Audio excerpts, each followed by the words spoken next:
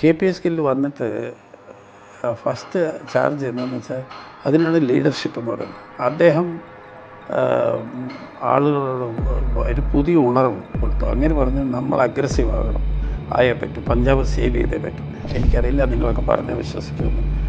Truck load of arms and ambitions, ഒരു ചെറിയ 10-40 തോക്കുകൾ, ഗ്രനേഡുകളൊക്കെ റിക്കവർ ചെയ്തുകൊണ്ട് വന്ന് ഞാൻ എൻ്റെ കണ്ണുകൊണ്ട് തന്നെ വളരെ ഹൈ ടെൻഷൻ. ഒരു 3 മാസം കൊണ്ട് എൻ്റെ 16 കിലോ വെയിറ്റ്. എന്താണെന്ന് വെച്ച് കഴിഞ്ഞാൽ രാവിലെ ഈ ടെൻഷൻ, രാത്രി ഓപ്പറേഷൻസ് അങ്ങനെ ഒരു ഇതായിരുന്നു. ആ സമയത്ത് എങ്ങനെയാണെന്ന് വെച്ച് കഴിഞ്ഞാൽ നമുക്ക് ഏത് വീട്ടിൽ നിന്ന് ഫയർ വരുന്നു പറയാൻ പറ്റും. 3 പ്രാവശ്യം എനിക്ക് ഇൻസ്റ്റൻറ്റ് ഡയറക്റ്റ് അറ്റാക്ക് ഉണ്ടായിട്ടുണ്ട്. അതുകൊണ്ടായത് ഹൗസ് ബോട്ടിൽ നിന്ന് ഫയർ, ഹൗസ് ബോട്ടിൽ നിന്ന് പാർക്കിങ്. ഞാൻ രക്ഷപ്പെട്ടു എന്ന് പറഞ്ഞാൽ ഈ അന്നൊന്നും ഇങ്ങനെ ബുള്ളറ്റ് പ്രൂഫ് വണ്ടിയൊന്നുമില്ല. ജിപ്സിയുടെ ഈ സൈഡിൽ വലിയ തിക്കായിട്ടുള്ള മരം വെച്ചിരിക്കുക, അതിലാണ് ബുള്ളറ്റ് മുഴുവൻ അടിച്ചിരിക്കുന്നത്. അതില്ലായിരുന്നെങ്കിൽ തല പോയാൽ. അപ്പോൾ എൻ്റെ ഡ്രൈവർ കാശ്മീരി, അവൻ പെട്ടെന്ന് വളരെ സ്പീഡായിട്ട് വണ്ടി ഓടിച്ച് മാറ്റി.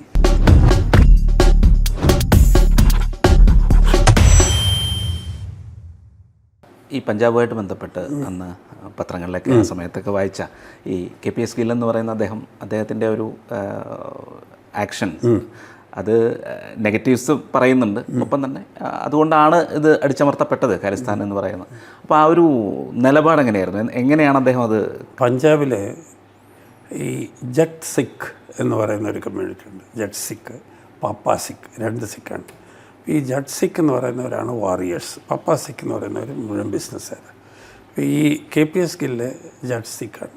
ജട്ട് സിഖിന് ഒരു അക്സെപ്റ്റൻസ് ഉണ്ട്.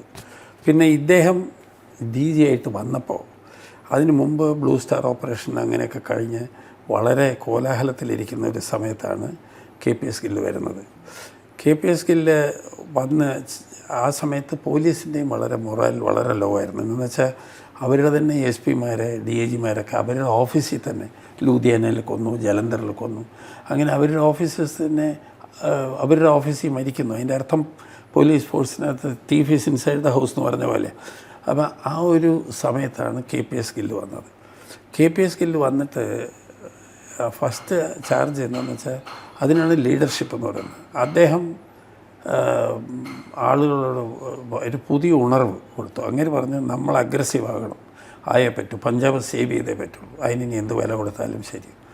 പക്ഷേ അതിനൊരു കാരണം, അദ്ദേഹത്തിന് അങ്ങനെ പറയാനൊരു കാരണമുണ്ട്. സെൻട്രൽ ഗവൺമെൻറ് ഇദ്ദേഹത്തിന് നല്ല പവർ കൊടുത്തിരുന്നു. ലോക്കൽ ഗവൺമെൻറ്, സെൻട്രൽ ഗവൺമെൻറ്, ഈ പ്രസിഡൻറ്റ് റൂളായിരുന്നു. അവരെ ഫുള്ളി സപ്പോർട്ട് ചെയ്തു. KPS ഗില്ല് എന്ത് പറയുന്നു അതാണ് പഞ്ചാബിലെ നിയമം. ആ രീതിയിൽ അദ്ദേഹത്തിന് പവേഴ്സ് കൊടുത്തിരുന്നു. അപ്പോൾ അദ്ദേഹം അത് നല്ല രീതിയിൽ ഉപയോഗിച്ചെന്നുള്ളത്. അങ്ങേരെ അത് വളരെ നല്ല രീതിയിൽ ഉപയോഗിക്കുകയും ചെയ്തു. അങ്ങേരെ മിലിറ്റൻസിനോട് ദയ കാണിച്ചില്ല എന്നേ ഉള്ളൂ. വേറെ ആരെയും അങ്ങനെ ഒന്നും ചെയ്തിട്ടില്ല. മിലിറ്റൻസിനോട് യാതൊരു ദയം കാണിച്ചില്ല. CRPF-നെയാണ് മെയിനായിട്ട് യൂസ് ചെയ്തത് അതിന് വേണ്ടിയിട്ട്. മിലിറ്റൻസിനെ ഒന്നുകിൽ സറണ്ടർ ചെയ്യുക അല്ലെങ്കിൽ ന്യൂട്രലൈസ് ചെയ്യും. അതാണ് ആ ഒരു രീതിയിൽ. പിന്നെ ഓപ്പറേഷൻ നൈറ്റ് ഡോമിനൻസ് എന്ന് പറഞ്ഞിട്ടുണ്ടായിരുന്നു. രാത്രി എല്ലായിടത്തും രാത്രി കംപ്ലീറ്റ് റോഡുകൾ, വില്ലേജുകളെല്ലാം ഡോമിനേറ്റ് ചെയ്യും ഫോഴ്സസ്. നൈറ്റ് ഡോമിനൻസ് എന്ന് പറഞ്ഞിട്ട് അതുണ്ടായിരുന്നു. പിന്നെ എല്ലാ വില്ലേജുകളും സർപ്രൈസായിട്ട് കോർഡൺ ചെയ്തിട്ട് സെർച്ച് ചെയ്യും. അങ്ങനെ അദ്ദേഹം വളരെ അഗ്രസീവായിട്ട് പെർസ്യൂ ചെയ്തു. പിന്നെ അദ്ദേഹത്തിൻ്റെ സമയത്താണ് ഈ ഓപ്പറേഷൻ ബ്ലാക്ക് തണ്ടർ എന്ന് പറഞ്ഞിട്ട് രണ്ടാമതൊരു ഗുരുദ്വാരയിൽ പോകും. ഒരു ബുള്ളറ്റ് പോലും ഫയർ ചെയ്യാതെ അദ്ദേഹം ഒരു ബുള്ളറ്റ് പോലും ഫയർ ചെയ്തില്ല. അതേസമയം ബ്ലൂ സ്റ്റാറിൽ ടാങ്ക് ഇതൊക്കെ ഉപയോഗിക്കുന്നത്. ഇതിലൊന്നുമില്ല. ഇത് വളരെ എല്ലാ ഫെസിലിറ്റീസ് മുഴുവൻ കട്ട് ചെയ്തു. വെള്ളം, റേഷൻ, എല്ലാ കാര്യങ്ങളും കട്ട് ചെയ്തു. വെളിയിൽ നിന്ന് മൈക്ക് വെച്ച് പറയാൻ തുടങ്ങി. പ്രഷർ, അതിനകത്തുള്ള ആളുകൾക്ക് പ്രഷർ, സറണ്ടർ ചെയ്തില്ലെങ്കിൽ ഇതാകുമെന്ന് പറഞ്ഞ് പ്രഷർ ചെയ്ത് അകത്തുനിന്ന് ഫയറിങ്ങൊക്കെ വന്നുവെങ്കിൽ നമ്മൾ തിരിച്ചൊന്നും ഫയർ ചെയ്തില്ല. എല്ലാവരും സറണ്ടർ ചെയ്തു. അദ്ദേഹം ഇന്ത്യ കണ്ട എൻ്റെ പേഴ്സണലായിട്ടുള്ള ഒരു ഒപ്പീനിയൻ എന്താണെന്ന് വെച്ച് കഴിഞ്ഞാൽ, he is one of the best IPS officer India has produced. ഒരു 5-6 പേരാണ് നല്ലത്. അതിലൊരാൾ ഇദ്ദേഹം, നാരായണൻ എന്നൊക്കെ പറഞ്ഞ IBDAC ഓഫീസർ. ഇദ്ദേഹം വളരെ വളരെ സോൾജർലി ആയിരുന്നു. പിന്നെ പോലീസ് ഫോഴ്സിന് അങ്ങേരൽ ഭയങ്കര വിശ്വാസമായിരുന്നു. എന്താണെന്ന് വെച്ച് കഴിഞ്ഞാൽ ഞാനിപ്പോൾ ആ കഥ പറഞ്ഞില്ലേ, ലാഠി ചാർജ് ചെയ്തു എന്ന് പറഞ്ഞു. ലാഠി ചാർജ് ചെയ്തു എന്ന് പറഞ്ഞ ഉടനെ തന്നെ I am not suppose to, ഞാൻ ചെയ്യാൻ പാടില്ലാത്തായിരുന്നു. പക്ഷേ എസ് പി പറഞ്ഞു ഇങ്ങനെ ഇദ്ദേഹം കാരനാണ് ലൈഫ് സേവ് ആയത് എന്ന് പറഞ്ഞപ്പോൾ KPSC പറഞ്ഞു don't worry, nothing will happen to him, I tell it is my order എന്നാണ് പറഞ്ഞത്. എൻ്റെ ഓർഡർ അനുസരിച്ചിട്ടാണെന്ന് പറഞ്ഞു. അങ്ങനെ ഞങ്ങളുടെ പാർട്ടിസിപ്പേഷനെ ഇതിൽ നിന്ന് മാറ്റിക്കളഞ്ഞു. അദ്ദേഹം അങ്ങനെ ഏത് ഫോഴ്സായി ആരാന്നൊന്നും നോക്കില്ല, അയാൾ സപ്പോർട്ട് ചെയ്യുന്നുള്ളതാണ്. ആ സമയത്ത് ഉപയോഗിച്ച ചില ടെക്നിക്കൽസ് ഈ ട്രാക്ടേഴ്സൊക്കെ ഉപയോഗിച്ചിരുന്നു, പിന്നെ ബൈക്ക്, അങ്ങനെയൊക്കെയുള്ള എല്ലാ മേഖലകളിലേക്കും പോലീസുകാർക്ക് എത്താൻ വേണ്ടിയിട്ടുള്ള എല്ലാ സംവിധാനങ്ങളും ഉപയോഗിച്ചിരുന്നു എന്ന് വായിച്ചിട്ടുണ്ട്. അതെന്താണെന്ന് വെച്ച് കഴിഞ്ഞാൽ ഈ കരിമ്പിൻ തോട്ടങ്ങൾ ഒരുപാടുണ്ട്.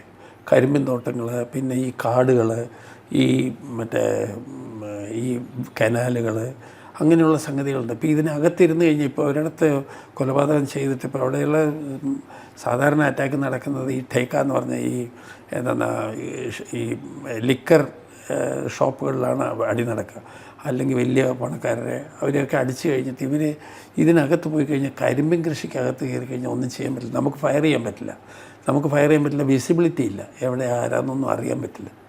അപ്പോൾ അതിനകത്ത് ഇരുന്നൊന്നും അറിയില്ല. അപ്പോൾ ആ സമയത്ത് ട്രാക്ടർ ഉപയോഗിച്ചു. പിന്നെ മോട്ടോർ സൈക്കിൾ എന്താണെന്ന് വെച്ച് കഴിഞ്ഞാൽ വലിയ കോൺവോയ് പോവാണെങ്കിൽ ചിലപ്പോൾ ആംബുഷാകും. 4-5 വണ്ടികൾ പോയി കഴിഞ്ഞാൽ അവർ ചിലപ്പോൾ ആംബുഷ് ചെയ്യും. അപ്പോൾ മോട്ടോർ സൈക്കിളിൽ ഇൻ്റലിജൻസ് കളക്ഷൻ, ഏരിയ സ്റ്റഡി ചെയ്യാനൊക്കെ മോട്ടോർ സൈക്കിൾ ഉപയോഗിച്ചിരുന്നു.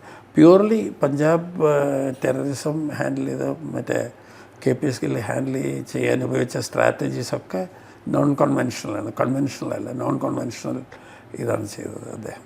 നല്ലൊരു അത് കഴിഞ്ഞ് മുംബൈ ആ ഒരു കലാപം അതുമായി ബന്ധപ്പെട്ട്, പിന്നെ ഒപ്പം തന്നെ കശ്മീരിലെ ഇൻസർജൻസി, അത് ആ ഒരു ഭയങ്കരമായിട്ട് ആ ഒരു സമയത്ത് സാർ അത് രണ്ടിടത്തും ഉണ്ടായിരുന്നു. ഞാൻ കാശ്മീരിലെ പറയാം. കാശ്മീരിൽ ഞാൻ ഒരു ബറ്റാലിയൻ 63 ബറ്റാലിയൻ എന്ന് പറഞ്ഞൊരു ബറ്റാലിയനും കൊണ്ട് ഞാൻ ബറ്റാലിയൻ മദ്രാസിലായിരുന്നു. എൻ്റെ ട്രാൻസ്ഫർ ബാംഗ്ലൂരിൽ നിന്ന് മദ്രാസിലേക്കായി. അന്ന് ബറ്റാലിയൻ ശ്രീനഗറിലേക്ക് ഷിഫ്റ്റ് ചെയ്യേണ്ടി വന്നു. ഞാൻ ഷിഫ്റ്റ് ചെയ്തു. ഞാൻ ബറ്റാലിയൻ്റെ കമാൻഡൻ്റായിരുന്നു. അന്ന് IG ആയിട്ട് അവിടെ CRPF അന്ന് IG-യുടെ പോസ്റ്റാണുള്ളത്. അതാണ് കൗണ്ടർ ഇൻസർജൻസി ഓപ്പറേഷൻസ് മുഴുവൻ ആ IG-യാണ് നോക്കുന്നത്. അത് കേരള കാഡറിലുള്ള ഒരു മിസ്റ്റർ മുഷഹാരി എന്ന് പറഞ്ഞൊരു IG, വെരി വെരി കോമ്പറ്റൻറ്റ് മാൻ. അദ്ദേഹമാണ് അവിടെ. അദ്ദേഹം എൻ്റെ DIG ആയിരുന്നു മദ്രാസിൽ. ഞങ്ങൾക്ക് 2 പേർക്ക് ഒന്നിച്ചാണ് അവിടെ പോകേണ്ടി വന്നത്. അപ്പോൾ അവിടെ പോയപ്പോൾ അദ്ദേഹത്തിൻ്റെ ഓഫീസിൽ എന്നെ അസിസ്റ്റൻറ്റ് ഡയറക്ടർ ഓപ്പറേഷൻസായിട്ട് നോക്കണം എന്ന് പറഞ്ഞു. ഈ ബറ്റാലിയനും കമാൻഡ് ചെയ്യണം, ഇതും നോക്കണം. അപ്പോൾ ബറ്റാലിയൻ ഞാൻ 2IC ഏൽപ്പിച്ചു. ഞാൻ ഇതിലേക്ക് വന്നു.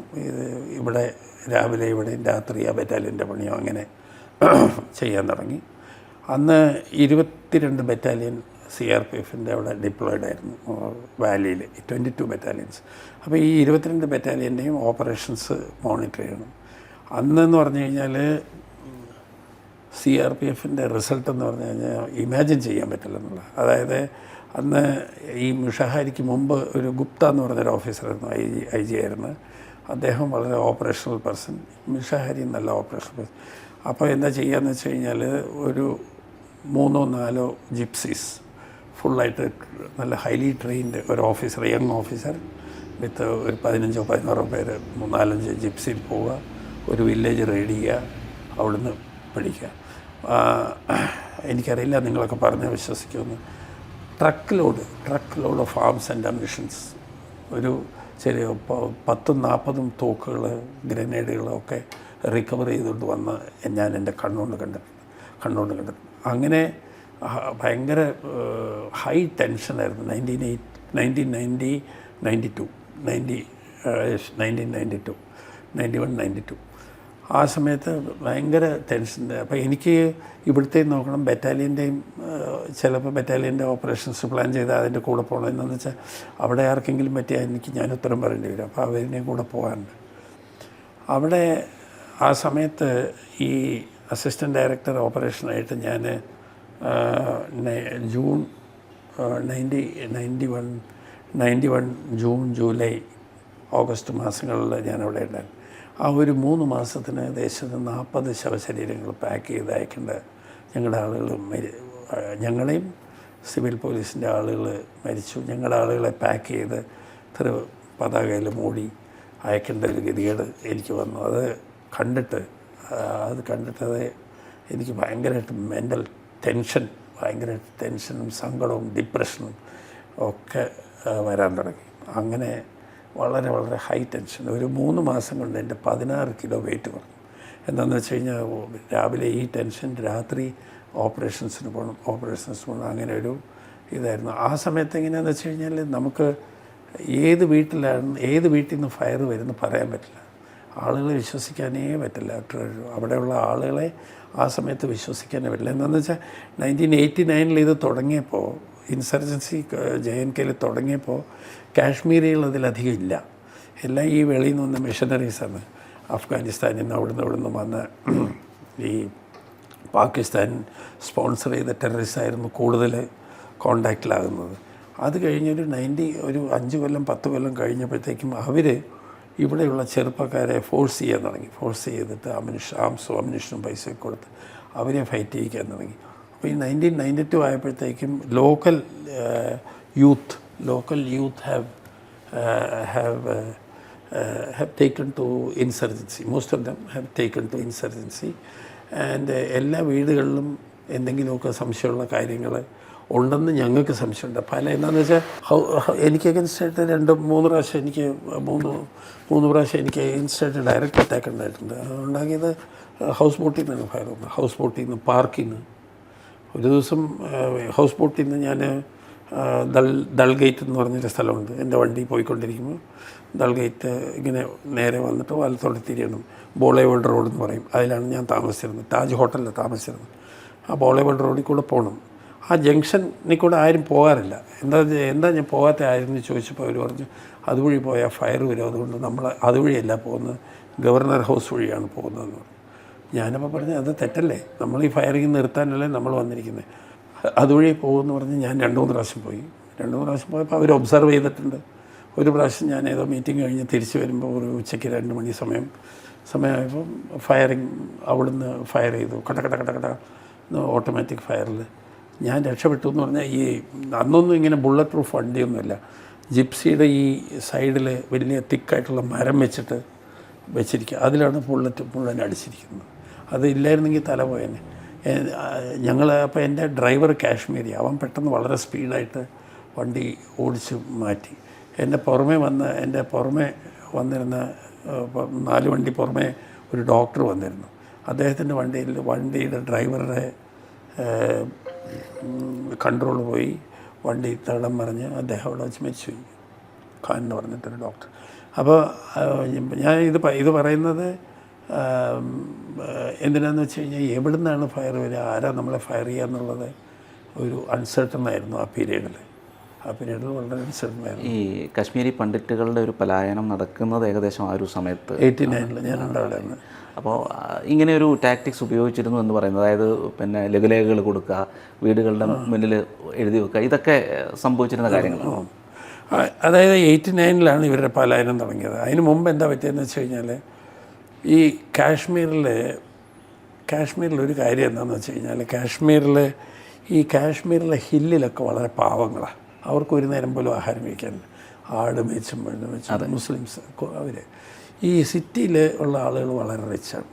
അപ്പോൾ റിച്ചെന്ന് പറഞ്ഞാൽ അതൊന്നും ഹാർഡ് വർക്ക് ചെയ്തിട്ടാണെന്നുള്ള എനിക്ക് തോന്നുന്നില്ല.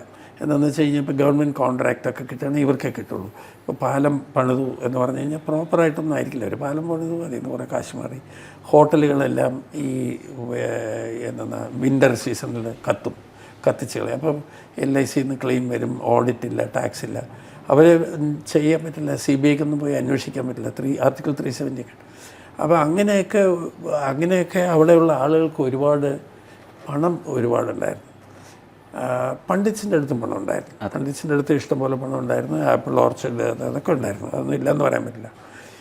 പക്ഷേ എന്താ പറ്റിയതെന്ന് വെച്ച് കഴിഞ്ഞാൽ, ഈ 1989 പലായനത്തിന് മുമ്പ് ഈ പാകിസ്ഥാൻ റേഡിയോ, ശ്രീമതി ഭൂട്ടോ ആയിരുന്നു, മിസ്സസ് ഭൂട്ടോ ആയിരുന്നു അവിടെ പ്രൈമറി. അവർ വളരെ വയലൻ്റായിട്ടുള്ള സ്പീച്ച് ചെയ്യും. നിങ്ങൾ അബ്സർവ് ചെയ്യണം, നിങ്ങൾ റിവോൾട്ട് ചെയ്യണം, കാശ്മീർ നമ്മുടെ ഭാഗമാണ്, അതായത് എന്ന് പറഞ്ഞ് കമ്മ്യൂണൽ സ്പീച്ചസ് കൊടുക്കും. ആ സ്പീച്ച് മുഴുവൻ നമ്മുടെ ടി വിയിൽ കേൾക്കും. ആളുകൾ ഇതാണ് കേൾക്കുന്നത്. പിന്നെ അവർ ഈ പാകിസ്ഥാൻ്റെ നല്ല വശങ്ങളെ കാണിക്കുന്നത് അങ്ങനെ കാണിച്ച്, പിന്നെ ലേഖനങ്ങൾ എല്ലായിടത്തും എഴുതി ഇങ്ങനെ കൊടുക്കും. അതൊക്കെ എന്താ ആരെ കൊടുക്കുന്നത് എന്താ കൊടുക്കുന്നത് നമുക്ക് പറയാൻ പറ്റില്ല. അങ്ങനെ കൊടുക്കും. അങ്ങനെയായി 89 ജൂണിൽ അവർ മസ്ജിദിൽ നിന്ന് അനൗൺസ് ചെയ്തു. മസ്ജിദിൽ നിന്ന് അനൗൺസ്മെൻറ്റ് തുടങ്ങി നിങ്ങളെല്ലാവരും. പക്ഷേ പലായനം 89 തുടങ്ങിയതെങ്കിലും ആ പ്രോസസ്സ് 88 തൊട്ട് തുടങ്ങി. 88 തുടങ്ങും. നമുക്കറിയാൻ പറ്റുമല്ലോ ഇൻസർജൻസി എന്ന് പറയുന്ന സംഗതി എല്ലാവർക്കും അറിയാം എങ്ങനെയുണ്ടെന്ന്, പക്ഷേ ആരും അതിനെക്കുറിച്ച് സംസാരിക്കില്ല. അതാണ് ഇൻസർജൻസിയുടെ ഒരു കാര്യം. മൂക്കത്ത് വന്ന് നമ്മളെ ശ്വാസം മുട്ടിക്കുമ്പോൾ മാത്രമേ ആക്ഷൻ എടുക്കുള്ളൂ, അല്ലെങ്കിൽ എല്ലാവർക്കും അറിയാം ശരിയല്ല എന്ന്. ഇവരൊക്കെ 89, 87, 88, 89 ആയപ്പോഴത്തേക്ക് ആളുകൾ 88 എൻ്റെ ആകുമ്പോഴത്തേക്ക് ആളുകൾ വളരെ ലാർജ് സ്കെയിലിൽ അവിടുന്ന് വിടാൻ തുടങ്ങി. 89 ആയപ്പോഴത്തേക്കും അവർ മസ്ജിദിൽ നിന്നൊക്കെ അനൗൺസ് ചെയ്തു, ഇങ്ങനെ നിങ്ങളെല്ലാവരും ഇവിടുന്ന് പോകണം, അല്ലെങ്കിൽ നിങ്ങളെ അപായപ്പെടുത്തും എന്ന് പറഞ്ഞവരെ ത്രട്ടൻ ചെയ്തു പോയി. പലരും പലരെയും കാണിച്ചു കൊടുത്തു ഇവരിവിടെ ഇരിക്കുന്നതെന്ന് പറഞ്ഞ് കൊലപാതകം. ഗഞ്ചു എന്നൊക്കെ പറഞ്ഞ എൻജിനീയറെയൊക്കെ അങ്ങനെ കൊന്നത് ഇവർ തൊട്ടടുത്ത് വിട്ടിരുന്ന് കാണിച്ചു കൊടുക്കുകയത്. ഇവർ 89 ആയപ്പോൾ പലായനം ചെയ്യാൻ തുടങ്ങി. അതിന് ഒരുപാട് ലോക്കൽ സപ്പോർട്ട് ഉണ്ടായിരുന്നു. Local government was almost ineffective. Chief minister went to London. അയാൾ പേടിച്ചു പോയി. ഫറൂഖ് അബ്ദുള്ള അങ്ങനെ പോയി. അവിടെ യാതൊരു വിധത്തിലുള്ള ഇതുമില്ലായിരുന്നു. ജഗ്മോഹൻ എന്ന് പറഞ്ഞൊരു ആളായിരുന്നു ഗവർണറായിരുന്നത്. അദ്ദേഹത്തിനെ കൊണ്ട് അന്നൊന്നും ചെയ്യാൻ പറ്റില്ല എന്നുള്ളത്. അങ്ങനെ എല്ലാവരും കിട്ടതൊക്കെ ഇട്ടിട്ട് പോയി കഴിഞ്ഞ് അതോടുകൂടി വയലൻസ് സ്റ്റാർട്ട് ചെയ്തു. വയലൻസ് എന്ന് വെച്ചാൽ ഭയങ്കര വയലൻസ്. ആരെയൊക്കെ കിട്ടുന്നവരെ തീർക്കുക എന്നുള്ളതായി. അങ്ങനെയാണ് CRPFനെ ഇൻഡക്റ്റ് ചെയ്തതും. CRPF അതുപോലെ തന്നെ ഒന്നാമത് ശ്രീനഗർ എന്ന് പറഞ്ഞാൽ അർബൻ ടെററിസം റൂറൽ അർബനാകുമ്പോൾ നമുക്ക് ഒന്നും ചെയ്യാൻ പറ്റില്ല. എന്ന് വെച്ചാൽ നമുക്ക് അങ്ങോട്ട് റെസ്പോണ്ട് ചെയ്യാൻ പറ്റില്ല. ചിലപ്പോൾ കൊളാറ്ററൽ ഡാമേജ് വളരെ കൂടുതലാവും. ജനങ്ങളുടെ വളരെ കൂടുതലാവും. വളരെ അതും ശ്രീനഗറിലെ പോപ്പുലേഷൻ വെരി തിക്ലി ഒന്നൊന്നായിട്ടുള്ള, അപ്പോൾ ഒന്നും ചെയ്യാൻ പറ്റില്ല. അങ്ങനെയുള്ള ഒരു സിറ്റുവേഷനാണ്. ആ സിറ്റുവേഷനിലാണ് CRPF ഓപ്പറേറ്റ് ചെയ്തതും ഇന്നത്തെ കാശ്മീർ ആക്കിയതും. അത് അതിൻ്റെ കഥകൾ പറയുകയാണെങ്കിൽ ഒരുപാടുണ്ട്. ഈ കാശ്മീർ ഇത് കഴിഞ്ഞതിന് മുമ്പ് ആർട്ടിക്കിൾ 370 മുമ്പ് ആളുകൾ ഗവൺമെൻറ് CRPFനെയോ സെൻട്രൽ ഫോഴ്സസിനെ സപ്പോർട്ട് ചെയ്യില്ല. ആളുകൾ കല്ലേറ്, പൊളിറ്റീഷ്യൻസോ അല്ലെങ്കിൽ ഇൻസർജൻറ്റ് ലീഡേഴ്സോ കൊച്ചു കുട്ടികളുടെ അടുത്ത് കല്ല് കൊടുത്തിട്ട് എറിഞ്ഞിട്ടൊരു വീഡിയോ കൊണ്ടുപോകണേ അവന് 500 രൂപ കിട്ടും. ഇവർ കല്ലെറിയുക, തോക്ക് പിടിച്ചിട്ട് നമുക്കൊന്നും ചെയ്യാൻ പറ്റില്ല. എന്താണെന്ന് വെച്ചാൽ കൊച്ചു കുട്ടികളാണ്. 10, 15, 20 വയസ്സുള്ളത്. നമ്മൾക്ക് ഒരു ബുള്ളറ്റ് ഫയർ ചെയ്ത് ഒരാളുടെ ലൈഫ് ലോസായി കഴിഞ്ഞാൽ ഉത്തരം പറയാൻ പറ്റില്ല. അങ്ങനെ ഒരു ഹൈ ടെൻഷൻ, വളരെ മോശം കണ്ടീഷനായി. ഏകദേശം കാശ്മീരിനെ നമ്മളെ ഇന്ത്യൻ ആർമിയുടെ RR ബറ്റാലിയനും CRPFും ചേർന്ന് പിടിച്ചു വെച്ചിട്ടുണ്ടെന്ന് മാത്രം. അതിലുള്ള ആളുകളും വേറെ ഒരു മനസ്ഥിതി ആയി തുടങ്ങിയായിരുന്നു ആ സമയത്ത്. ഇപ്പം മാറി, ആ സമയത്തായി തുടങ്ങി. അങ്ങനെ അറ്റുപോകേണ്ട ഒരു സ്ഥിതി വിശേഷത്തിലായിരുന്നു കാശ്മീർ. പിന്നെ ഇപ്പോൾ ആർട്ടിക്കിൾ 370 ഒക്കെ വന്നു. അത് കഴിഞ്ഞിട്ട് സ്ട്രിക്റ്റ് ആയിട്ടുള്ള അഡ്മിനിസ്ട്രേഷൻ, സെൻറ്ററിൽ നിന്നുള്ള സ്ട്രിക്റ്റ് ആയിട്ടുള്ള അഡ്മിനിസ്ട്രേഷൻ, ലോട്ട് ഓഫ് പ്രോജക്ട്സ്, ഒരുപാട് ഇൻഡസ്ട്രീസ്, കൺസെഷൻസ് ഒക്കെ വന്നു. ടൂറിസം സ്റ്റാർട്ട് ചെയ്തു. അങ്ങനെ സ്റ്റാർട്ട് ചെയ്ത് ഇപ്പോൾ Kashmir is again becoming paradise. ഇപ്പോൾ ചോദിക്കും പെഹൽഗാമിൽ നടന്നത് ശരിയാണെന്ന്. പെഹൽഗാമിൽ നടന്നത് ശരിയല്ല, പക്ഷേ യു കനോട്ട് ബി എവരിവെയർ. നമ്മളിപ്പോൾ ദൈവത്തിന് മേലെ എല്ലായിടത്തും ഇരിക്കാൻ പറ്റില്ലല്ലോ. സെക്യൂരിറ്റി ഏജൻസീസ്, പോലീസിനാണേലും CRPFനാണേലും ആർമിക്കാണേലും ചില സ്ഥലങ്ങളിലൊക്കെ പകപ്പഴകൾ നടക്കുന്നതാണ് അതിൻ്റെ കാര്യം. ഈ കാശ്മീരിലെ ഒരു വിഷയവുമായി ബന്ധപ്പെട്ട് ഇപ്പോൾ നേരത്തെ പഞ്ചാബിൻ്റെ കാര്യം നമ്മൾ പറഞ്ഞു. പഞ്ചാബിൽ പറഞ്ഞപ്പോൾ നമുക്ക് KPS ഗില്ലും ശക്തമായ പോലീസ് ഫോഴ്സും വിചാരിച്ചപ്പോൾ അത് നടന്നു. പക്ഷേ കാശ്മീരിൽ അത് നടക്കുന്നില്ല. അതായത് രണ്ട് രീതിയാണ്. ഞാൻ പറഞ്ഞല്ലോ അർബൻ ടെററിസമാണ്. കാശ്മീർ പഞ്ചാബ് പോലെയല്ല. Kashmir is a disputed place. The entire international community is watching that. Human right, UNHCR എല്ലാവരും വാച്ച് ചെയ്യുന്ന സ്ഥലമാണ്. അപ്പോൾ അവിടെ അവിടെയുള്ള സ്ട്രാറ്റജി പഞ്ചാബിലെ പോലെയോ അല്ലെങ്കിൽ ആന്ധ്രാപ്രദേശിലെ പോലെയോ അല്ലെങ്കിൽ നെക്സലൈറ്റ് ഓപ്പറേഷൻ പോലെ ചെയ്യാൻ പറ്റില്ല. എന്താണെന്ന് വെച്ച് കഴിഞ്ഞാൽ that land for the rest of the world it is a disputed land. നമ്മൾ തന്നെ it is A integral part of India. അതൊക്കെ സംഭവം ശരി തന്നെ. പക്ഷേ അതല്ലാന്നാണ് പറഞ്ഞാണ് പാകിസ്ഥാൻ വാദിക്കുന്നതും. അത് വിശ്വസിക്കാൻ ഒരുപാട് ആളുകളുണ്ട്, ഒരുപാട് രാഷ്ട്രങ്ങളുണ്ട്, UN അവരൊക്കെ ആ ഒരു രീതിയിൽ. അപ്പോൾ അതുപോലത്തെ ഒരു ഹാർഡായിട്ടുള്ള ഒരു ഇത് എടുക്കാൻ സാധിക്കില്ല. That is the problem. പിന്നെ വേറൊരു കാര്യം കൂടെ എന്താണെന്ന് വെച്ച് കഴിഞ്ഞാൽ അവിടുത്തെ പോപ്പുലേഷൻ ഒരു പ്രത്യേകതയാണ്. പോപ്പുലേഷൻ ഒരൊറ്റ കമ്മ്യൂണിറ്റിയാണ് അതിനകത്തുള്ളത്. നമ്മൾ അത് എടുത്തു കഴിഞ്ഞാൽ ഇമാജിൻ ദ ഇൻ്റർനാഷണൽ റെപ്രക്കഷൻ. ലോക്കലായിട്ടല്ല, ഭയങ്കരമായിട്ട് the entire world will come against India. So അതുകൊണ്ട് നമുക്ക് അങ്ങനെ ഒരു ഇത്. പിന്നെ വേറെ ഒരു കാര്യം കൂടെ ഉണ്ടല്ലോ. ഇപ്പോൾ ഈ കാശ്മീരിലെ മിലിറ്റൻറ്റിനെ നമുക്ക് വേണേൽ കൊല്ലാമായിരിക്കും. പക്ഷെ മിലിറ്റൻസി അതിനെ ആ ഒരു സബ് നാഷണലിസം എന്ന് പറഞ്ഞ ആ ഒരു കോൺസെപ്റ്റ് ആളുകളുടെ മനസ്സിൽ നിന്ന് മാറ്റിയാലേ നമ്മുടെ വിജയമുള്ളൂ. അതെ. അല്ലെങ്കിൽ ഇപ്പോൾ ഒരു കത്തിയെടുത്ത് 5 പേരെ അല്ലെങ്കിൽ തോക്കെടുത്ത 10 പേരെ വേണം നമുക്ക് കൊല്ലാൻ പറ്റും, അല്ലെങ്കിൽ ന്യൂട്രലൈസ് ചെയ്യാൻ പറ്റും. പക്ഷേ അത് ചെയ്തുകൊണ്ട് കാര്യമില്ല. ഇപ്പോൾ പുതിയ ആൾ വരും, വേറെ ഒരാൾ വരും, അത്രേ ഉള്ളൂ. ഈ രാഷ്ട്രീയ റൈഫിൾസിൻ്റെ ഒരു ഇൻഡക്ഷൻ അത് എത്രത്തോളം സഹായകമായി? അതാണ് രാഷ്ട്രീയ റൈഫിൾ. ഇന്ത്യൻ ആർമിയുടെ 6 ബറ്റാലിയൻസ് ആണ് കാശ്മീരിനെ പിടിച്ചു നിർത്തിയിരിക്കുന്നത്. Excellent force. ആർമിയുടെ ഭയങ്കര കോൺട്രിബ്യൂഷൻ അവരാണ് ഈ ഹൈ ഹിൽസ് മുഴുവൻ അവരെടുത്ത. CRPFൻ്റെ അടുത്ത് താഴെ ഉള്ള താഴ്വരകളും ടൗണ്, താഴ്വരകൾ, വില്ലേജുകൾ, അങ്ങനെയുള്ള സ്ഥലത്താണ് CRPF ഓപ്പറേറ്റ്.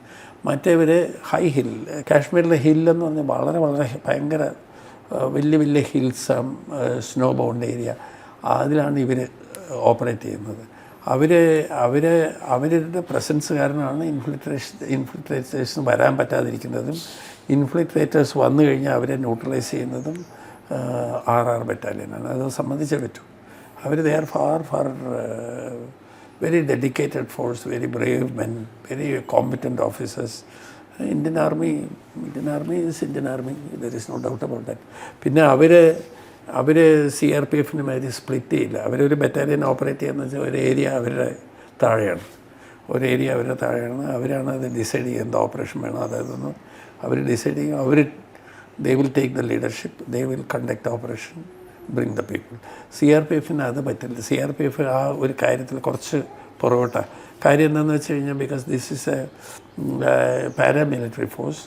അതിൻ്റെ deployment doctrine is different. We are there to help state police. അപ്പോൾ അതുകൊണ്ട് അങ്ങനെ ഒരു ഇനിഷ്യേറ്റീവ് ഞങ്ങൾക്ക് എടുക്കാൻ പറ്റില്ല. RR is very good. RR battalion ഇപ്പോൾ ബറ്റാലിയൻ പിൻവലിച്ചിട്ട് CRPF ബറ്റാലിയൻ ടിൻ ഡൗൺ ചെയ്ത CRPFും ആണ് മാനേജ് ചെയ്യുന്നത്. CRPF പിന്നെ ഇപ്പോൾ വേറൊരു കാര്യം കൂടെ, over A period of time JK police has also become very good. അവരെയും ട്രെയിൻ ചെയ്ത് പുതുതായിട്ടുള്ളവരെ ട്രെയിൻ ചെയ്ത് എല്ലാവരും ട്രെയിനിങ് ആണല്ലോ. ഞാൻ പറഞ്ഞില്ലേ, ഒരു ഫോഴ്സിന് 2 ഫോഴ്സ് തമ്മിലുള്ള വ്യത്യാസം ട്രെയിനിങ്ങിൽ മാത്രമേ ഉള്ളൂ. ആളുകളൊക്കെ സെയിം ആണ്, ട്രെയിനിങ്ങിലാണ് വ്യത്യാസം വരുന്നത്. ഇപ്പോൾ JNKയുടെ പോലീസുകാരും നല്ലോണം ട്രെയിൻ ചെയ്തിട്ടുണ്ട്, അവരും നല്ലോണം ഓപ്പറേറ്റ് ചെയ്യുന്നുണ്ട്. അവർക്കും ഇപ്പോൾ ഗാലൻട്രി മെഡൽസൊക്കെ ഇപ്പോൾ കഴിഞ്ഞ പ്രാവശ്യം അവർക്ക് കുറേ മെഡൽ കിട്ടി. CRPFനാണ് ഏറ്റവും കൂടുതൽ കിട്ടിയത്. അത് കഴിഞ്ഞാൽ അവർക്കാണ് കിട്ടിയത് ഏറ്റവും കൂടുതൽ. മുംബൈ കലാപ സമയത്തും അവിടെ ഉണ്ടായിരുന്നല്ലോ. അപ്പോൾ ആ ഒരു സിറ്റുവേഷൻ, അത് ബോംബെയിലെ കലാപം, അതായത് ഞാൻ പറഞ്ഞല്ലോ 92 എൻഡിൽ 92 ആണോ നോക്കട്ടെ ഒരു മിനിറ്റ്. 92 ജാനുവരിയിൽ 93 ജാനുവരിയിലെന്ന് തോന്നുന്നു. 93 ജാനുവരിയിൽ ബാബരി മസ്ജിദിൻ്റെ ഇഷ്യൂവിന് വേണ്ടിയിട്ട് എൻ്റെ ബറ്റാലിയൻ ഇവിടെ വന്നു. 92 ഡൽഹിയിൽ സ്ട്രൈക്കിംഗ് റിസർവായിട്ട് എൻ്റെ ബറ്റാലിയൻ ശ്രീനഗറിൽ നിന്ന് ഇങ്ങോട്ട് വന്നു. ഞാനിപ്പോൾ പറഞ്ഞല്ലോ ശ്രീനഗറിൽ നിന്ന് ഞങ്ങൾ 1-ാം തീയതി ജാനുവരി 1-ാം തീയതി 1992 ഇവിടെ ഡൽഹി വന്നു. ഡൽഹി വന്നിട്ട് ബാബരി മസ്ജിദിൻ്റെ എന്തെങ്കിലും ഇഷ്യൂ വരികയാണ് പോകാൻ വേണ്ടിയിട്ട് റിസർവ് അങ്ങനെ ഇരിക്കുക എന്ത് പറ്റിയെന്ന് വെച്ച് കഴിഞ്ഞാൽ 9-ാം തീയതി ജാനുവരി 9-ാം തീയതി ജാനുവരി 8-ാം തീയതി ജാനുവരി 6-ാം തീയതിയാണ് ഈ ബാബരി മസ്ജിദിൻ്റെ ഡിസംബർ 6-ാം തീയതിയാണ്. പക്ഷേ ഈ ജാനുവരി 6-ാം തീയതി ആയതുകൊണ്ട് ബോംബെയിൽ കലാപം ഒഴിഞ്ഞു പോയി. കലാപക്കാർ ഭയങ്കരമായിട്ട് 6-ാം തീയതി തൊട്ടിട്ട് ഭയങ്കര പ്രശ്നമായി. 6-ാം തീയതി ഭയങ്കര പ്രശ്നമായി. 9-ാം തീയതി രാത്രി എനിക്ക് ഓർഡർ വന്നു, രാത്രി തന്നെ മൂവ് ചെയ്യണം ബോംബെക്ക്. ഞങ്ങളെല്ലാവരും രാത്രി ഒരു ഫ്ലൈറ്റിൽ എല്ലാവരും ഒരു എയർഫോഴ്സിൻ്റെ ഫ്ലൈറ്റിൽ ബോംബെയിൽ കൊണ്ടുപോയി ഞങ്ങളെ ഡിപ്ലോയ് ചെയ്തു. ബോംബെയിൽ കൊണ്ടുപോയി ഡിപ്ലോയ് ചെയ്തപ്പോൾ ഞാൻ കണ്ട സീൻ എന്താണെന്ന് വെച്ചാൽ ബോംബെ പോലീസ് വളരെ എഫിഷ്യൻറ്റ് പോലീസാണ്. പക്ഷേ they are good for policing, they are not good for law and order. ഇങ്ങനെയുള്ള വയലൻസ് ഒന്നും അവർ കണ്ടിട്ടില്ല. അവർ ഇൻ്റലിജൻസ് കളക്ഷൻ അല്ലെങ്കിൽ ഇൻവെസ്റ്റിഗേഷൻ ആ കാര്യത്തിലൊക്കെ വളരെ കോമ്പറ്റൻ്റ്. പക്ഷേ ഇങ്ങനെയൊരു സിറ്റുവേഷൻ അവരും പ്രതീക്ഷിച്ചിട്ടില്ല. ഞാൻ പോകുമ്പോൾ കാണുന്നത് എങ്ങനെയാണെന്ന് വെച്ച് കഴിഞ്ഞാൽ തീ കത്തുക, ബിൽഡിങ്ങൊക്കെ ഇങ്ങനെ തീ കത്തിപ്പിടിക്കുക, ആളുകൾ കൊലപാതകം. ഈ ട്രെയിൻ നിർത്തി കഴിഞ്ഞിട്ട് ആളുകൾ കൂട്ടമായിട്ട് വരുമ്പോൾ അതിലാരെങ്കിലും കുത്തിക്കൊല്ല 5-6 പേര്. അങ്ങനെ ഒരു സീനാണ് ബോംബെയിൽ അന്ന് നടന്നത്. എന്താണെന്ന് വെച്ചാൽ അത് ഹിന്ദു മുസ്ലിം റൈറ്റാക്കി. അതിൻ്റെ ആക്ച്വലായിട്ടുള്ള റീസൺ ഹിന്ദു മുസ്ലിമേ അല്ല. എന്താണെന്ന് വെച്ച് കഴിഞ്ഞാൽ ഈ ഹാർബറിലെ ഈ ഹെഡ് ലോഡേഴ്സിൻ്റെ ഒരു അസോസിയേഷൻ, ഹെഡ് ലോഡേഴ്സ് ഉണ്ട്, അവരെ മത്താനി വർക്കേഴ്സ് എന്ന് പറയുക. ഈ 4 മത്താനി വർക്കേഴ്സ് തമ്മിൽ എന്തോ വഴക്കുണ്ടായി, അവർ തമ്മിൽ ഒരു അടിപിടി ഉണ്ടായി, ഒരുത്തൻ കൊല്ലുകയും മറ്റും ചെയ്തു. അതിൽ മരിച്ചു പോയവൻ മുസ്ലിമാണ്. അപ്പോൾ അതിങ്ങോട്ട് കൊണ്ടുവന്നിട്ട് അതൊരു കമ്മ്യൂണൽ കളർ കൊടുത്ത് ആ സമയവും ബാബരി മസ്ജിദും ഒക്കെ ആയിട്ട് കൂട്ടിക്കുഴച്ച് പൊളിറ്റീഷ്യൻസ് അത് കമ്മ്യൂണൽ വയലൻസാക്കി.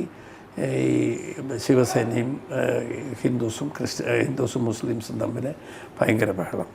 അപ്പോൾ ഈ മുസ്ലിംസിന് നമാസ് ഉണ്ട് എല്ലാ വെള്ളിയാഴ്ചയും, അല്ലെങ്കിൽ അവർ 1 മണിയാകുമ്പോൾ വെള്ളിയാഴ്ചയാകുമ്പോൾ അവരെവിടെയാണെന്ന് വെച്ച് കഴിഞ്ഞാൽ നമാസ് അടിക്കും. നമാസ് കഴിഞ്ഞ് വരുമ്പോൾ ഇവർ ഹിന്ദുക്കൾ പ്രശ്നം ഉണ്ടാക്കും. ഹിന്ദുക്കൾ എന്ത് ചെയ്യുന്നത് വെച്ച് കഴിഞ്ഞാൽ ഹിന്ദുക്കൾ അതിനെ കൗണ്ടർ ചെയ്യാൻ വേണ്ടിയിട്ട് മഹാ ആർത്തി എന്ന് പറഞ്ഞിട്ട് അവരും വയ്ക്കും. അവരും വെച്ചിട്ട് അവർ വൈകുന്നേരം ആകുമ്പോൾ അവരെല്ലാവരും അമ്പലത്തിൽ വന്നിട്ട് ആരതിയൊക്കെ അത് കഴിയുമ്പോൾ ഇവർ കുത്തും. അങ്ങനെ ഒരു സീൻ ഞാൻ ഇതുപോലെ ഞങ്ങൾ ഡോമിനേറ്റ് ചെയ്യുക, ഏരിയ ഡോമിനേറ്റ് ചെയ്യുക എന്ന് പറഞ്ഞ് വണ്ടി കൊണ്ട് ഫ്ലൈറ്റിൽ പോയതായിരുന്നു. എനിക്ക് വണ്ടിയൊന്നുമില്ല. ഞങ്ങൾക്ക് ബോംബെ പോലീസ് തന്ന ഒരു വണ്ടിയേ ഉള്ളൂ. ബോംബെ പോലീസിലെ ഡ്രൈവർ എന്ത് ചെയ്താൽ വണ്ടി എടുക്കില്ല, അവന് പേടി. പിന്നെ അവനോട് ഞങ്ങൾ പറഞ്ഞു, നീ എന്തിനാ പേടിക്കുന്നത്, ഞങ്ങളല്ലേ ഇരിക്കുന്നത്. ഇങ്ങനെ പോകുമ്പോൾ മുകളിലത്തെ 9-ാമത്തെ 10-ാമത്തെ നിലയിൽ നിന്ന് ടയർ കത്തിച്ചിട്ട് ഞങ്ങളെ വണ്ടിയിലേക്ക് ഇടുക. ഞങ്ങൾ ടയർ കത്തിച്ച് അവിടെയും തീ, ഇവിടെയും പുറകിലും തീ, പുറകോട്ടും പോകുന്നില്ല, മുമ്പോട്ടും അങ്ങനെ തീ. അതേപോലെ മില്ലുകളൊക്കെ കത്തിച്ച് കളയും. മില്ലുകൾ ചിലർ പറയുന്നു പഴയ മില്ലുകൾ കത്തിച്ച് ഇൻഷുറൻസ് ക്ലെയിം ചെയ്യാനെന്നൊക്കെ പറയുന്നു. അതൊന്നും എനിക്കറിയില്ല. പക്ഷേ ഞാൻ കണ്ടത് മില്ലുകൾ കത്തുക ഇങ്ങനെ ഭയങ്കര അതും. അപ്പോൾ ഞങ്ങൾക്ക് വളരെ ഹാർഡാകേണ്ടി വന്നു. വളരെ ഹാർഡായിട്ട് വളരെ റൂത്ത്ലെസ്സായിട്ട് ആക്ഷൻ എടുക്കേണ്ടി വന്നു. വളരെ അടിതടയായിട്ട് കർഫ്യൂ ഒക്കെ ഇമ്പോസ് ചെയ്തു. വെളി കാണുന്നവരാരാന്ന് നോക്കാതെ ഫോഴ്സ് ഉപയോഗിച്ചു. അങ്ങനെ ഒരു 2-3 ദിവസം കൊണ്ട് 3 ദിവസം കൊണ്ട് ഏകദേശം നില ഒരുമാതിരി വരാൻ നിന്നു. അപ്പോഴത്തേക്കും റാപ്പിഡ് ആക്ഷൻ ഫോഴ്സ് CRPFൻ്റെ വന്നു. ഇവിടുന്ന് ഹൈദരാബാദിൽ നിന്ന് ഈ 2 ഫോഴ്സും ചേർന്ന് ഏകദേശം അത് ഒരു പരുവാക്കി എടുത്തു. നല്ല ഇൻ്റലിജൻസ് ഗ്യാതറിംഗ് ഒക്കെ ഉണ്ടായിരുന്നു ഞങ്ങൾക്ക്. അങ്ങനെ ഇരിക്കെ മാർച്ച് 6-ാം തീയതി ഞങ്ങളോട് അവിടുന്ന് മൂവ് ചെയ്യണമെന്ന് പറഞ്ഞു കാൺപൂറിലേക്ക്. അന്ന് കാൺപൂരിലൊരു വലിയ വയലൻസ് ഉണ്ടായി. അത് നോക്കാൻ വേണ്ടിയിട്ട് അതിന് വേണ്ടിയിട്ട് ഈ ബറ്റാലിയൻ പോകണം എന്ന് പറഞ്ഞു. അപ്പോൾ ഈ കാൺപൂറിലേക്ക് പോകണമെന്ന് പറഞ്ഞു 6-ാം തീയതി. അപ്പം ഞങ്ങൾക്ക് ഇൻ്റലിജൻസ് ഉണ്ടായിരുന്നു 6-ാം തീയതി ഞങ്ങളെ വിഡ്രോ ചെയ്താൽ ദർ ബി വാക്വം, ഭയങ്കര വാക്വമാകും. അപ്പം ഞാൻ റിപ്പോർട്ട് ചെയ്ത് ഇങ്ങനെ വാക്വമായി കഴിഞ്ഞാൽ എന്തെങ്കിലും സംഭവിക്കാൻ ചാൻസ് ഉണ്ടെന്ന് പറഞ്ഞു. പക്ഷേ അന്ന് കാൺപൂർ മോർ ഇമ്പോർട്ടൻ്റ് ആയിരുന്നു. ഞങ്ങളെ സമ്മതിച്ചില്ല. റീറ്റൻഷൻ ബോംബെ പോലീസ് ട്രൈ ചെയ്ത് നോക്കി, അവർക്ക് കിട്ടിയില്ല. ബോംബെ പോലീസ് റീറ്റൻ ചെയ്യാൻ ഡയറക്ടറേറ്റ് സമ്മതിച്ചില്ല, ഹോം മിനിസ്റ്റർ സമ്മതിച്ചില്ല. ഞങ്ങൾ രാത്രി 8-ാം തീയതി രാത്രി എനിക്ക് ഓർഡർ കിട്ടി, you move otherwise face consequence. നീ മൂവ് ചെയ്തില്ലെങ്കിൽ you will be responsible for consequence tomorrow എന്ന്. അപ്പം പിന്നെ എനിക്കൊന്നും ചെയ്യാൻ പറ്റില്ല. ഞങ്ങൾ കിട്ടിയ ട്രെയിനിൽ കയറി എല്ലാവരും 4 വർഷമൊക്കെ എത്ര കമ്പനികൾ ട്രെയിനിൽ പിടിച്ച് ഞങ്ങൾ കാൺപൂറിലേക്ക് പോയി. 9-ാം തീയതി ഞങ്ങൾ അവിടെ എത്തുമ്പോൾ ഞങ്ങൾ കേൾക്കുന്നത് ബോംബെയിൽ സീരിയൽ ബ്ലാസ്റ്റിംഗ് നടന്നു. ആ നടന്ന സ്ഥലങ്ങളെല്ലാം അവിടെ എല്ലായിടത്തും CRPF ഉണ്ടായിരുന്ന സ്ഥലമാണ്. അതാണ് അതിൻ്റെ ഒരു കാര്യം. അതിന് മുമ്പേ ഇങ്ങനെ എന്തെങ്കിലും നടക്കുന്നുള്ള സൂചനകളുണ്ടായിരുന്നു. പക്ഷേ നമ്മളതിന് വേണ്ടി ഉള്ള ഞാൻ പറയുന്നത് CRPF ഉണ്ടായിരുന്നെങ്കിൽ നടക്കില്ല എന്നല്ല ഞാൻ പറയുന്നത്. പക്ഷേ അവിടെ ഫോഴ്സ് ആവശ്യമായിരുന്നു. എന്താണെന്ന് വെച്ച് കഴിഞ്ഞാൽ പെട്ടെന്ന് ലെവൽ ഓഫ് ഡിപ്ലോയ്മെൻറ്റ് ഗ്രാജുവലായിട്ടേ കുറയ്ക്കാൻ പാടുള്ളൂ. പെട്ടെന്ന് ഒരു ഗ്യാപ്പ് വന്നപ്പോൾ അതിൻ്റെ അഡ്വാൻറ്റേജ് ഉണ്ടായി. അതാണ് പറയുന്നത്. അങ്ങനെ ബോംബെ റൈറ്റിൻ്റെ അതാണ് എൻ്റെ ഒരു എക്സ്പീരിയൻസ്. പിന്നെ ഞാൻ ബോംബെയിൽ രണ്ടാമത് വേറെ ഒരു പ്രാവശ്യം പോയത് DIG ആയിട്ട് എന്നെ പ്രൊമോട്ട് ചെയ്തു. COVID-19 ഈ ബോംബെ അറ്റാക്കിൻ്റെ കാലത്ത്, ബോംബെ താജ് ഹോട്ടൽ അറ്റാക്കിൻ്റെ ആ സമയത്ത് ഞാൻ DIG RAF rapid action force ബോംബെയിലുള്ള DIG ആണ് 5 സ്റ്റേറ്റ് നോക്കുന്നത്. മഹാരാഷ്ട്ര, മധ്യപ്രദേശ്, തമിഴ്നാട്, കർണാടക, കേരള, ആൻഡമാൻ നിക്കോബാർ. ഇത്രയും സ്ഥലത്തിൻ്റെ RAFൻ്റെ ഓപ്പറേഷൻ നോക്കുന്ന ഓഫീസർ ബോംബെയിൽ DIG എന്നെയായിരുന്നു അവിടെ പോസ്റ്റ് ചെയ്തിരുന്നത്. അങ്ങനെ പോസ്റ്റ് ചെയ്തിരുന്ന ദിവസമാണ് ഈ ബോംബെ അറ്റാക്ക് നടന്നത്. 9/11 അറ്റാക്ക് അവിടെ നടന്നത്. അതിന് 9/11 അറ്റാക്ക് ഞങ്ങളെല്ലാവരും അവിടെ ഇരുന്ന സമയത്ത് പെട്ടെന്ന് ബറ്റാലിയൻ്റെ കമാൻഡൻ്റ് ഒരു SC മിശ്ര എന്ന് പറഞ്ഞിട്ടൊരു കമാൻഡർ, അദ്ദേഹത്തിന് ഫോൺ വന്നു പോലീസ് കൺട്രോൾ റൂമിൽ നിന്ന് അവിടെ ബോംബെയിൽ അവിടെ ഫയറിങ് നടക്കുന്നു, പെട്ടെന്ന് വരണമെന്ന് പറഞ്ഞു. അപ്പോൾ RAF റാപ്പിഡ് ആക്ഷൻ ഫോഴ്സിൻ്റെ ഒരു സിദ്ധാന്തം എന്താണെന്ന് വെച്ചാൽ സീറോ റെസ്പോൺസ് ടൈമാണ്. Zero response. ഇപ്പോൾ പറഞ്ഞ വണ്ടി കയറുന്നു. അപ്പോൾ അവർക്കൊരു സ്റ്റാൻഡ് ബൈ ആയിട്ട് എപ്പോഴും ഫുൾ റെഡിയിലായി അവരുടെ ട്രൂപ്സ് റെഡിനെസ്സിലിരിക്കുക 24 hours. അവർ പെട്ടെന്ന് വണ്ടി പിടിച്ച് അവർ പെട്ടെന്ന് അവിടെ എത്തി. അപ്പോൾ ഇവർ നവി ബോംബെയിലാണ് CRPFൻ്റെ ഈ RAFൻ്റെ ഹെഡ്ക്വാർട്ടേഴ്സ്. അവിടെ തന്നെ ഞാനും താമസിച്ചിരുന്നത്. അവിടുന്ന് ഇവരവിടെ വരെ ട്രാവൽ ചെയ്യണമെങ്കിൽ ഏകദേശം 1.5 മണിക്കൂർ വേണം. ഇതിൻ്റെ മെസ്സേജ് കിട്ടിയാൽ ഇവർ പോയി എത്തി 1 മണിക്കൂർ കൊണ്ട് എത്തും. അത്രയ്ക്ക് സ്പീഡിൽ അവിടെ പോയി എത്തുമ്പോൾ അവിടെ ഭയങ്കര ഹോട്ടലിൽ ഫയറിങ്ങൊക്കെ കഴിഞ്ഞിരിക്കുന്നു. 11:30 മണിയായി പോയപ്പോൾ 11:30 മണിയായപ്പോൾ പോലീസ് കമ്മീഷണർ വഴി നിന്നൊക്കെ ഞാൻ എത്തിയിട്ടില്ലായിരുന്നു. കമാൻഡൻ്റാണല്ലോ പോകേണ്ടത്. അയാൾ പോയി. ഞാനൊരു 2 മണിയായപ്പോഴാണ് ഞാനെത്തി. അവിടെ പോയപ്പോൾ കമ്മീഷണർ ഒക്കെ പറഞ്ഞ് ഏതാ ചെയ്യേണ്ടതെന്ന് അവർക്ക് അറിയുന്നില്ല. എന്താ ചെയ്യണം, എവിടെ നിന്ന് ഫയർ വരുന്നതെന്നൊന്നും അറിയില്ല. അപ്പം തന്നെ ഈ ഓഫീസർ എന്ത് ചെയ്തതെന്ന് വെച്ച് കഴിഞ്ഞാൽ ഈ RAF ബേസിക്കായിട്ട് ഫോർ ലോ ആൻഡ് ഓർഡറിനുള്ള ഫോഴ്സാണ്. അവരിതുപോലെ ആൻറ്റി ടെററിസ്റ്റ് ഡ്യൂട്ടീസിന് എക്യുപ്ഡ് അല്ല, ട്രെയിൻഡാണ് പക്ഷേ എക്യുപ്ഡ് അല്ല. അപ്പോൾ അയാൾ പറഞ്ഞ് എനിക്ക് കാർബൈനോ മിഷൻ ഗൺസ് എന്തെങ്കിലും തന്നാലേ അകത്ത് പോകാൻ പറ്റുള്ളൂ, അല്ലെങ്കിൽ റൂം ഇൻ്റർവെൻഷനൊന്നും എനിക്ക് ചെയ്യാൻ പറ്റില്ല എന്ന് പറഞ്ഞു. പിന്നെ ഉടനെ തന്നെ ഏതായാലും അവർ ഹോട്ടലൊക്കെ വെച്ച് വളഞ്ഞ് ഇവർ എസ്കേപ്പ് ചെയ്യരുതല്ലോ എന്ന് പറഞ്ഞു.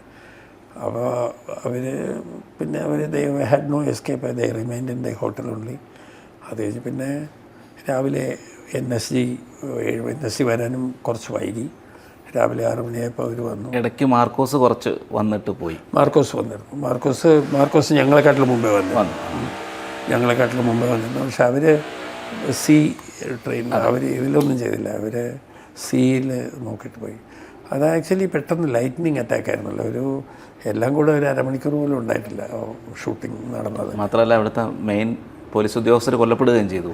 അത് അദ്ദേഹം കർക്കരെ അദ്ദേഹം പെട്ടെന്ന് അദ്ദേഹം കൊല്ലപ്പെട്ടു. അദ്ദേഹം 3 പേര് ഒരുമിച്ച് അശോക് കാംദേ സലാസ്കർ പോലീസ് കോൺസ്റ്റബിൾ തല്ലി. മാത്രമല്ല ഇതിങ്ങനെ ഒരു ടെററിസ്റ്റ് അറ്റാക്ക് ആണെന്ന് ആരും കരുതിയില്ല. പെട്ടെന്ന് എന്താണെന്ന് വെച്ചാൽ ബോംബെ എന്ന് പറയുന്നത് അവിടെ ഭയങ്കര ക്രൗഡഡാണ്. ആരെന്ത് ചെയ്യാനാണ് പോകുന്നതെന്നും ആരും അന്വേഷിക്കുന്നില്ല. ഇവർ പെട്ടെന്നൊരു ജീപ്പ് കിട്ടി പോയി ഇറച്ചി കയറി ബ്രോഡ്വേ ഹോട്ടൽ, താജ് ഹോട്ടൽ അതിലൊക്കെ കയറി ചറപറാന്ന് വെടിവെച്ചു അകത്ത് പോയി. അങ്ങനെ ഇവർക്കും ബോംബെ പോലീസിന് എന്താ ചെയ്യേണ്ടതെന്ന് അറിയുന്നില്ല. പിന്നെ ഈ ടെററിസ്റ്റിനെ നേരിടുക എന്ന് പറയുന്നത് സാധാരണ ഇത് വെച്ചിട്ട് ആ ഒരു ട്രെയിനിങ് വെച്ചിട്ട് പറ്റില്ല. നല്ല ഹൈലി ട്രെയിൻഡ് ആയിരിക്കണം, ഹൈലി എക്യുപ്ഡ് ആയിരിക്കണം, നല്ല അതുപോലെ ഫയർ പവർ ഇല്ലാതെ പോയി കഴിഞ്ഞാൽ സൂയിസൈഡല്ല, നമ്മൾ നഷ്ടപ്പെടും. അതാണ് ബോംബെയിലെ വേറെ എൻ്റെ ഒരു അനുഭവം. ഞങ്ങൾ ബോംബെ അറ്റാക്കിൽ, ഹോട്ടൽ അറ്റാക്കിൽ വലുതായിട്ടൊന്നും വലിയ റോളൊന്നും ഇല്ല. പക്ഷേ ഡെഫിനറ്റായിട്ട് അവർ RAF എൻസർക്കിൾ ചെയ്തിരുന്നു. ഏറ്റവും ഫസ്റ്റ് റെസ്പോണ്ടറായിട്ട് പോയിരുന്നു. അതൊക്കെ ഉണ്ട്. അത് കഴിഞ്ഞിട്ട് പിന്നെ ഞങ്ങൾ പറയേണ്ട ഈ RAFൻ്റെ കൂടെ ഒരു പ്ലാറ്റൂണെങ്കിലും കമാൻഡോ ഫോഴ്സ് വേണമെന്ന്. പക്ഷേ അത് സമ്മതിച്ചില്ല.